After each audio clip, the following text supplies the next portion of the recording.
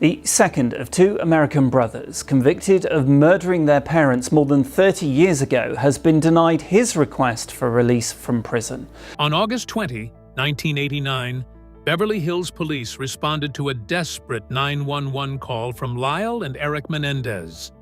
Inside their family's mansion, they discovered the bodies of José and Kitty Menendez, brutally gunned down in the den.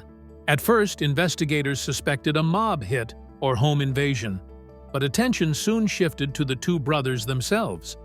What followed was a sensational trial that gripped America, complete with secret confession tapes, emotional testimony, and a story that swung between cold-blooded greed and claims of years of hidden violation.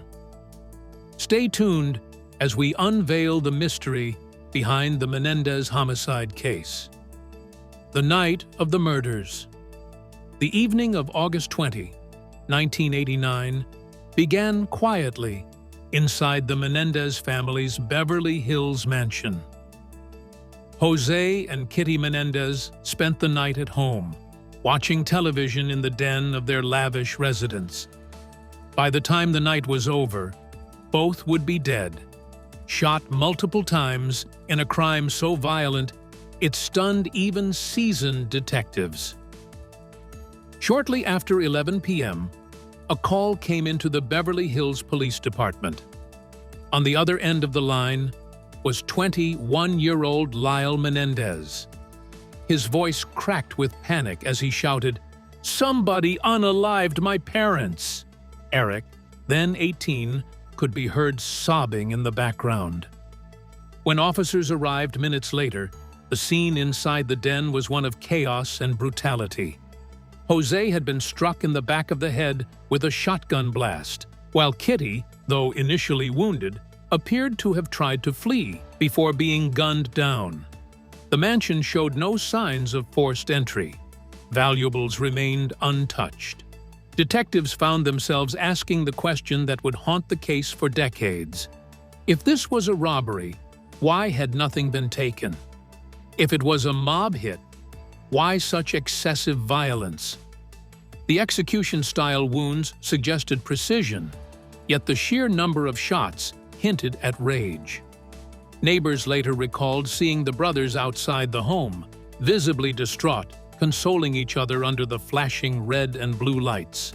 To the public, the image was tragic. Two young men robbed of their parents in a senseless act of violence. But investigators noted small details that didn't quite fit. Why had the brothers gone out for the evening when their parents stayed home? Why were their alibis vague and difficult to pin down?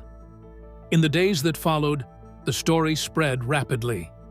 The Menendez name carried weight in Los Angeles. José, a wealthy entertainment executive, had built a reputation as a hard-driving businessman. Kitty, once a schoolteacher, was known for her elegance and social presence. To the media, the homicide looked like a Hollywood thriller come to life.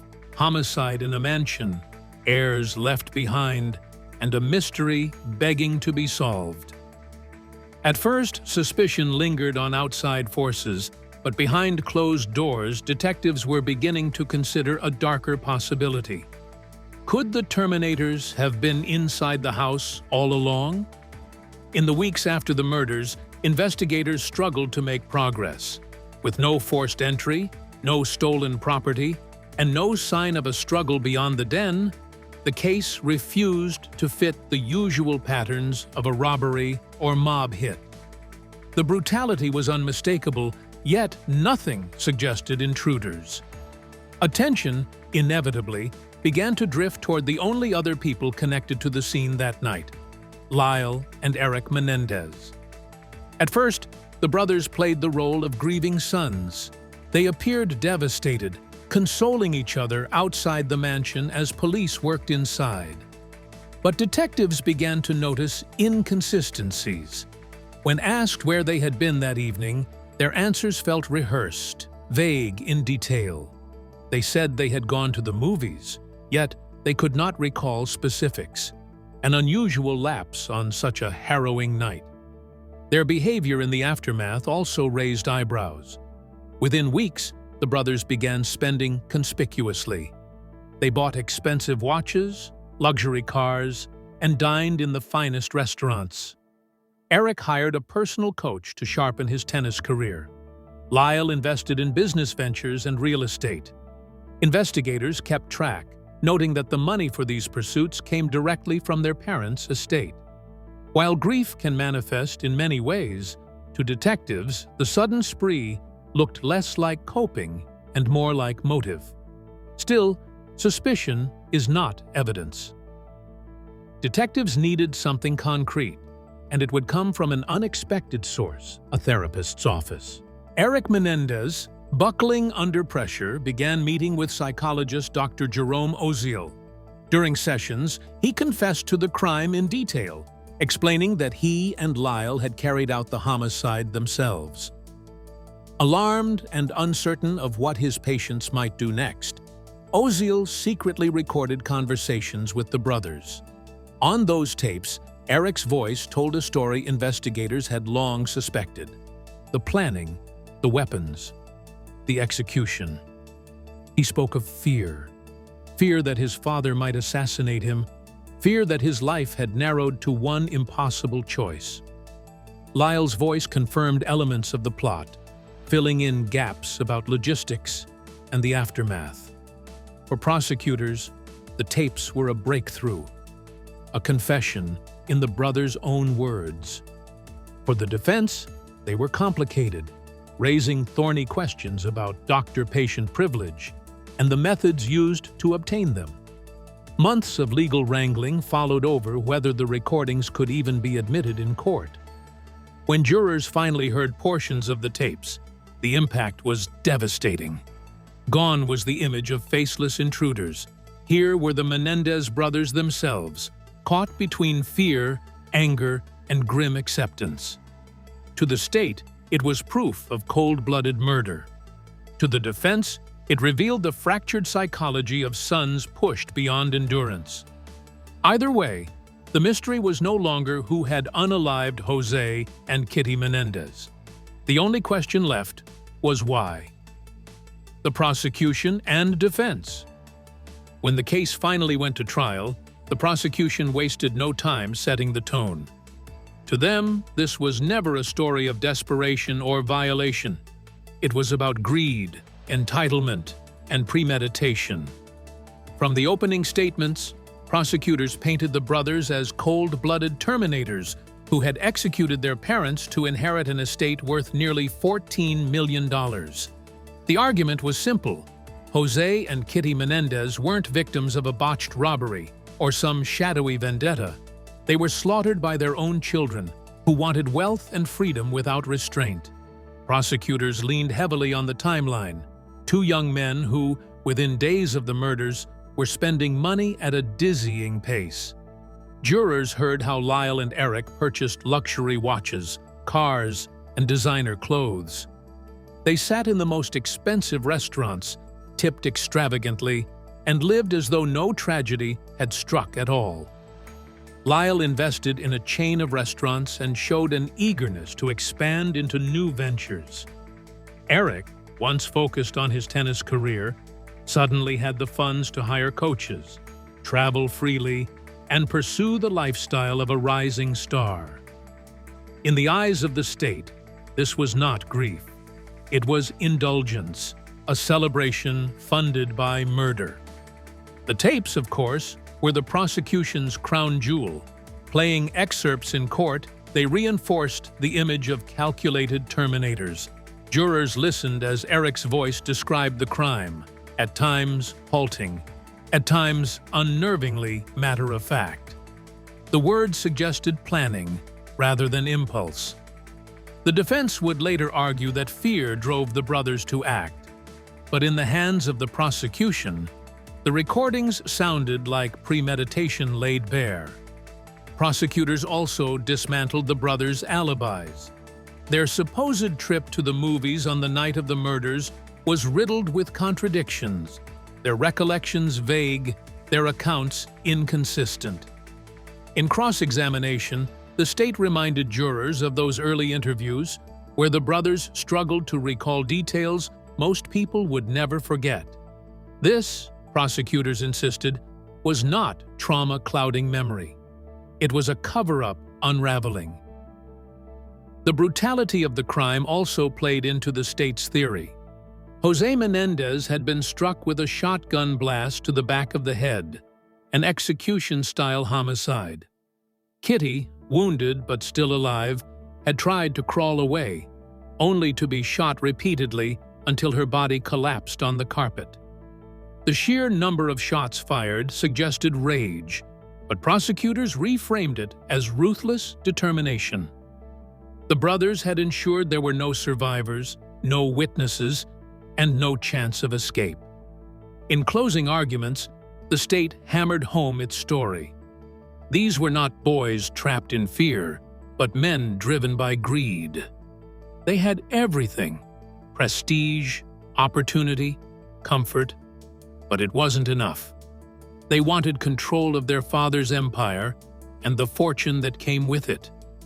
The prosecution asked jurors to see through the tears, the shifting stories, and the claims of violation, and to recognize what lay at the heart of the case: money, power, and ambition strong enough to assassinate. For the jury, the picture was clear. The Menendez brothers weren't simply orphans of a crime, they were its architects. When it came time for the defense to speak, the tone inside the courtroom shifted. Gone was the picture of greedy heirs, painted by prosecutors as cold-blooded terminators. In its place, defense attorneys presented a darker, more intimate story, one of sons living under the crushing weight of fear. They argued that Lyle and Erik Menendez were not motivated by inheritance, but by survival. The murders, they said, were not acts of ambition, but of desperation after years of violation behind closed doors. The cornerstone of this defense was the brothers' testimony. Both Lyle and Erik took the stand, exposing the most personal and painful chapters of their lives to the jury. What they described stunned the courtroom. They alleged that their father, José Menendez, had subjected them to years of sensual, physical, and psychological violation. Lyle told the jury that he had endured violation beginning in childhood, and that when he grew older, he discovered Erik was suffering the same fate. Their mother, Kitty, was portrayed as unstable, struggling with depression, substance use, and, at times, enabling her husband's control. Erik's time on the stand was raw and uneven. He spoke in halting sentences, often circling back to the same painful details as though trapped in the memory. His voice trembled as he described what he called a lifetime of fear, painting a picture of a home that was less a sanctuary and more a prison. To the defense, this disjointed, emotional testimony was evidence of trauma, memories spilling out in fragments. To the prosecution, it looked rehearsed, exaggerated, or deliberately inconsistent. Lyle's testimony offered a contrast. Where Erik faltered, Lyle projected certainty. His words were firmer, his tone steadier. He described himself as the older brother trying to shield Erik from their father's violation. He spoke of José as a man who demanded total control, who dictated even the smallest choices in their lives, and who used fear as the ultimate weapon. His categorical statements gave his testimony a sense of authority. Yet, to some jurors, this confidence risked sounding rehearsed, as though Lyle were shaping the narrative rather than reliving it. The defense's central claim was that the brothers believed death was imminent. According to their testimony, their father had made threats, and his escalating violence convinced them that he intended to assassinate them. The night of the murders, they argued, was not a matter of choice but of necessity. They acted in panic, convinced that it was a assassinate or be unalived scenario. To bolster this claim, the defense brought in experts who testified about the psychology of violation children. They described patterns of hypervigilance, fear of retaliation, and the inability to escape the cycle of control. The suggestion was clear. The brothers weren't calculating terminators, but traumatized sons who saw no other way out. Some testimony from family acquaintances hinted at dysfunction, descriptions of José as domineering, controlling, and at times cruel. But these were fragments rather than full corroboration. The defense leaned heavily on emotional resonance, inviting jurors to step inside the brothers' fear rather than asking them to weigh only cold facts. The courtroom atmosphere reflected the divide.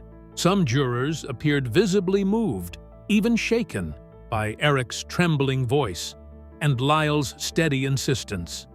Others sat stone-faced, skeptical that two well-educated, wealthy young men could have truly believed their lives were in danger. When the defense delivered its closing argument, it rejected the notion of greed entirely. Money could explain the aftermath, they argued. The spending spree was the behavior of traumatized young men struggling to cope. But money could not explain the choice to turn the guns on their parents. Fear could. Violation could. Years of torment, they said, had left the Menendez brothers convinced that unaliving their parents was the only way to survive. The trial of Lyle and Erik Menendez stretched on for months, and when it came time for the jury to deliberate, the nation held its breath. Verdict and aftermath.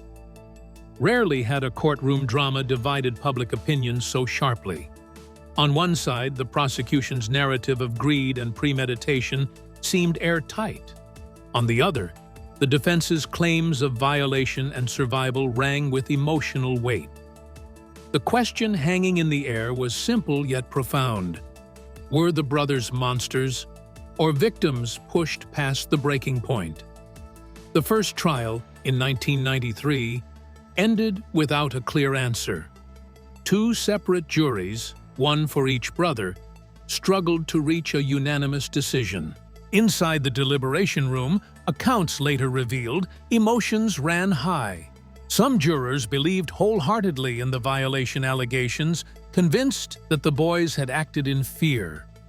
Others were unconvinced, pointing to the lavish spending and the cold details of the homicide. Deadlocked and unable to reconcile their differences, both juries declared themselves hung. The mistrial only deepened public fascination. By the time of the second trial in 1995, the atmosphere had shifted. The court placed tighter restrictions on the defense, limiting the extent to which violation claims could be presented. Prosecutors seized the opportunity, sharpening their case around the confession tapes, the spending spree, and the sheer brutality of the murders. This time, there would be no hung jury. When the verdict was finally read, guilty of first-degree murder, there was an audible gasp in the courtroom. The brothers, once portrayed as grieving sons, were now condemned as parricides.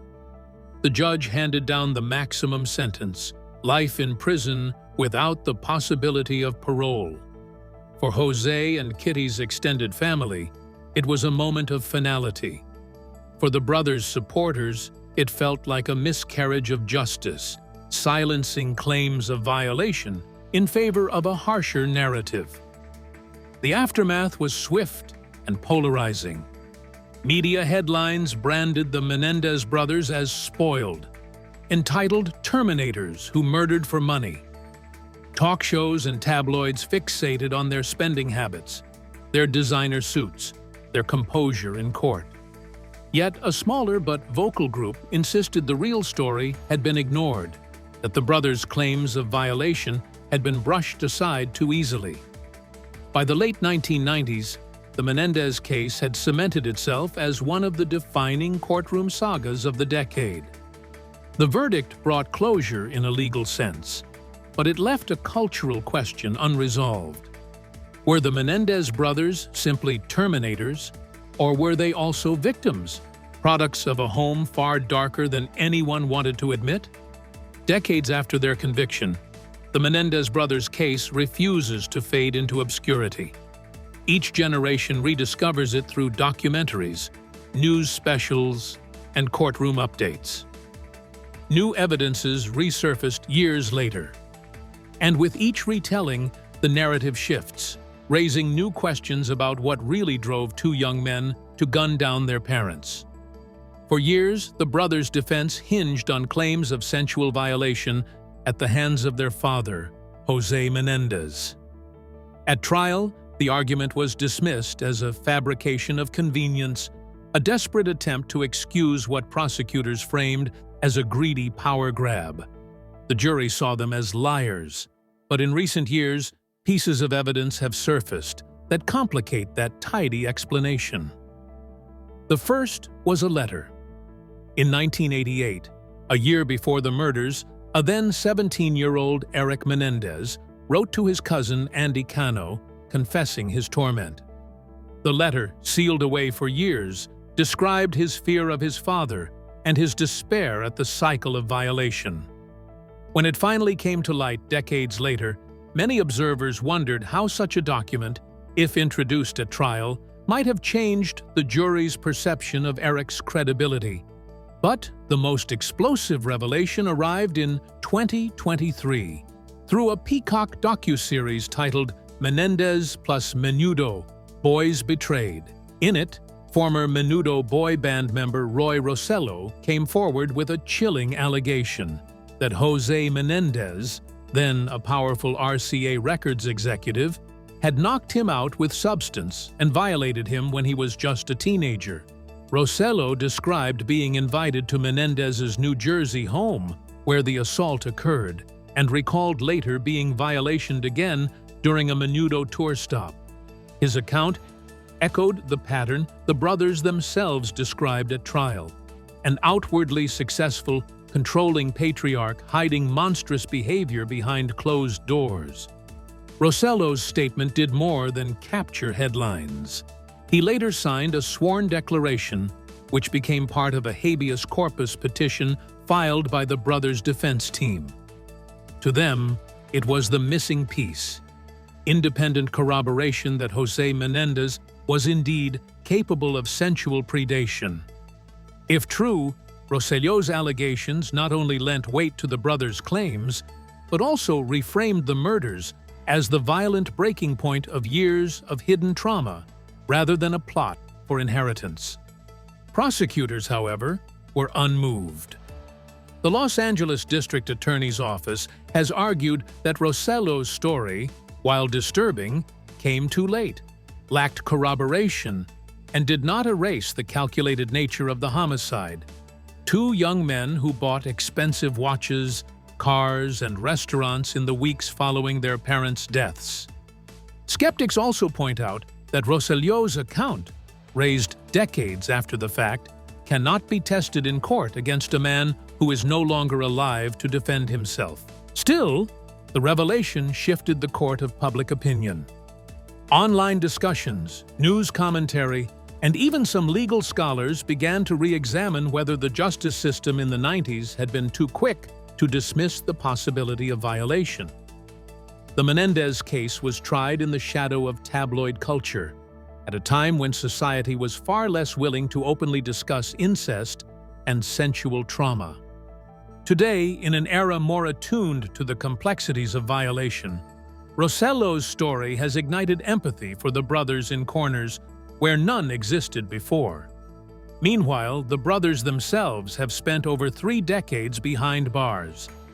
In 2025, both Lyle and Erik were resentenced to 50 years to life under updated California laws, giving them a chance, at least legally, for parole. Yet when their hearings arrived, both were denied. Prosecutors and victims' rights advocates argued that despite new claims, the brutal reality remained. José and Kitty Menendez were slaughtered in their own home, shot repeatedly in an act of cold-blooded execution. The parole boards concluded that neither brother had fully demonstrated accountability for the crimes. And so the Menendez brothers remain where they have been since the 90s, Incarcerated, symbols of a case that continues to straddle the line between homicide, mystery, and psychological tragedy. The Rosello allegation, alongside Erik's long hidden letter, ensures the story will not rest quietly. Instead, it keeps fueling debates about justice, violation, and whether the courts of the past ever truly understood the terror that may have lived inside that Beverly Hills mansion. If you enjoyed this video, please like and subscribe, and click on the next video shown on your screen.